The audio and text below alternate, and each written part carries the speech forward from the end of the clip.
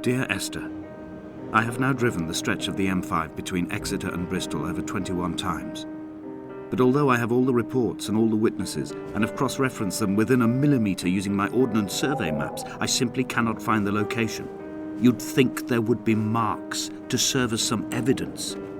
It's somewhere between the turn-off for Sandford and the welcome brake services. But although I can always see it in my rear-view mirror, I have as yet been unable to pull ashore.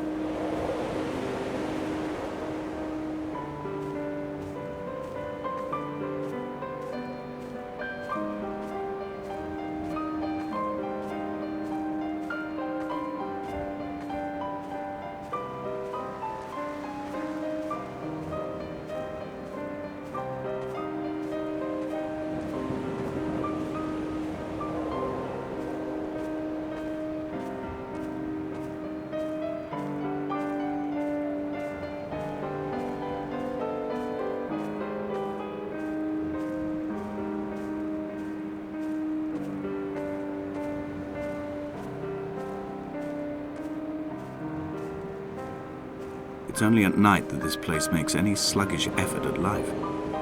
You can see the buoy and the aerial. I've been taking to sleeping through the day in an attempt to resurrect myself. I can feel the last days drawing upon me. There's little point now in continuation. There must be something new to find here. Some nook or some cranny that offers a perspective worth clinging to. I've burnt my bridges. I've sunk my boats and watched them go to water.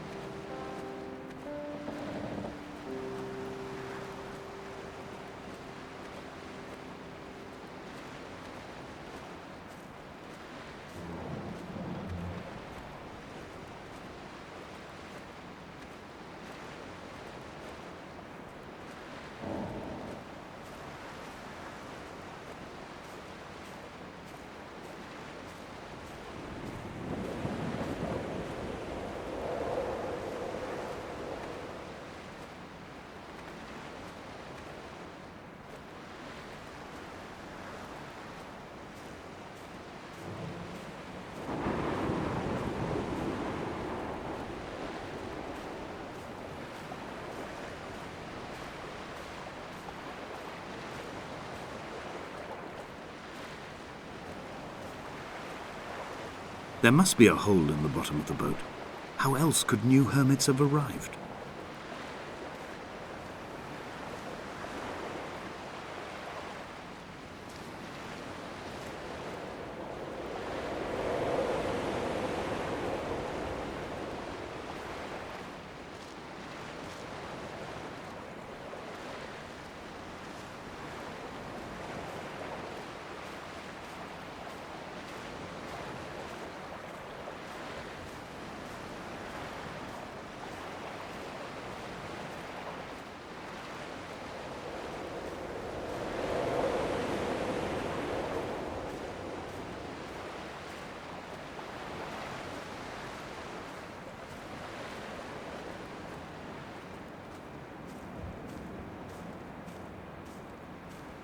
I had kidney stones, and you visited me in the hospital. After the operation, when I was still half submerged in anesthetic, your outline and your speech both blurred. Now my stones have grown into an island and made their escape, and you have been rendered opaque by the car of a drunk.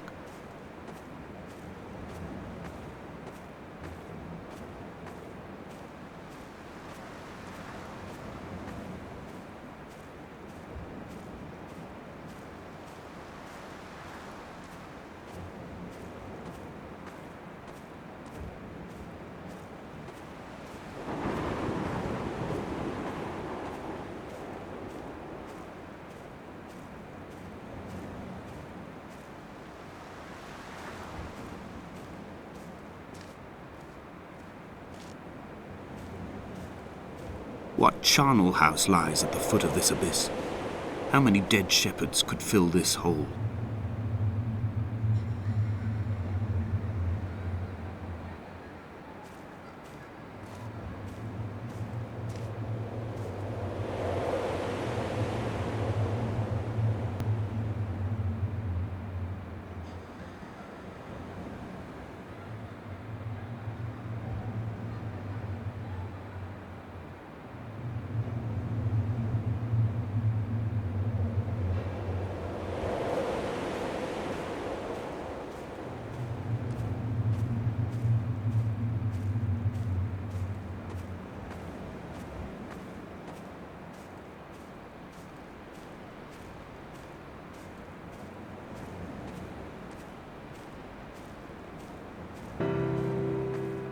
I've begun my ascent on the green slope of the western side. I've looked deep into the mountain from the shaft and understood that I must go up and then find the way under. I will stash the last vestiges of my civilization in the stone walls and work deeper from there. I'm drawn by the aerial and the cliff edge. There is some form of rebirth waiting for me there.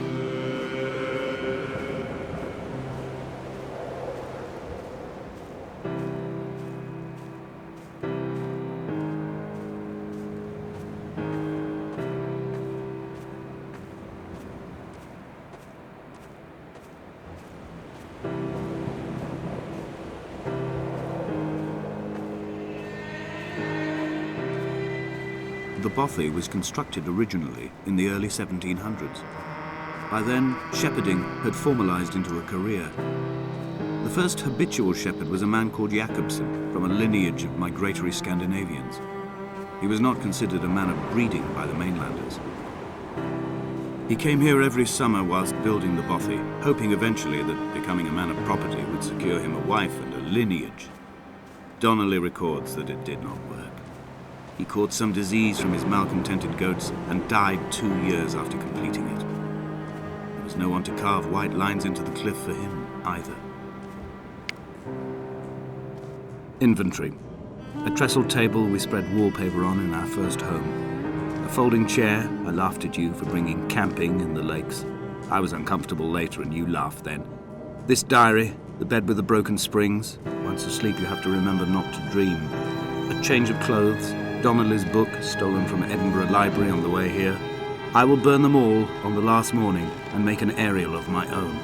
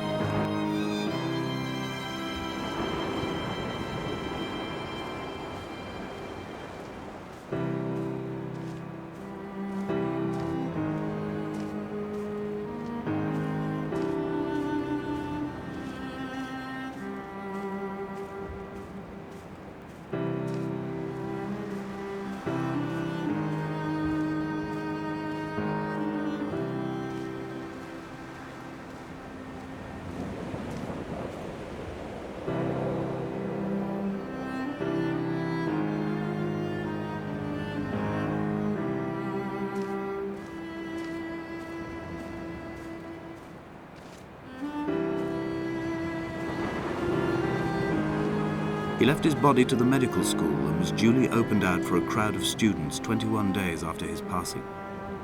The report is included in my edition of his book. The syphilis had torn through his guts like a drunk driver, scrambling his organs like eggs on a plate.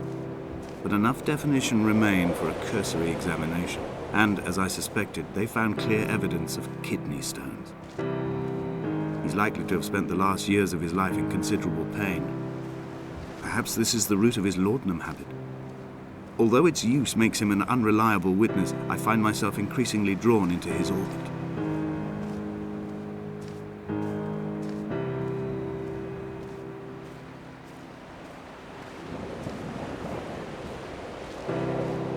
They found Jakobsen in early spring. The thaw had only just come.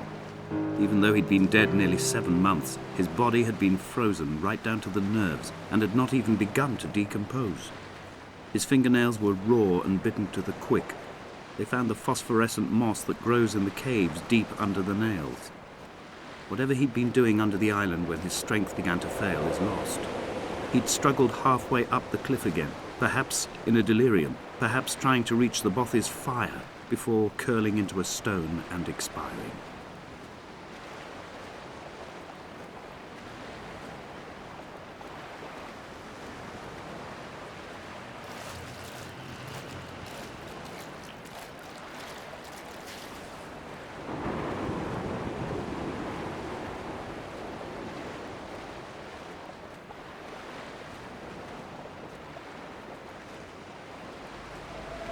Climbing down to the caves, I slipped and fell and have injured my leg.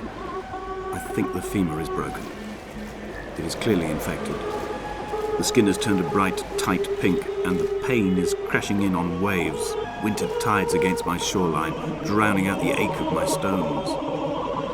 I struggled back to the Bothy to rest, but it has become clear that there is only one way this is likely to end. The medical supplies I looted from the trawler have suddenly found their purpose. They will keep me lucid for my final ascent.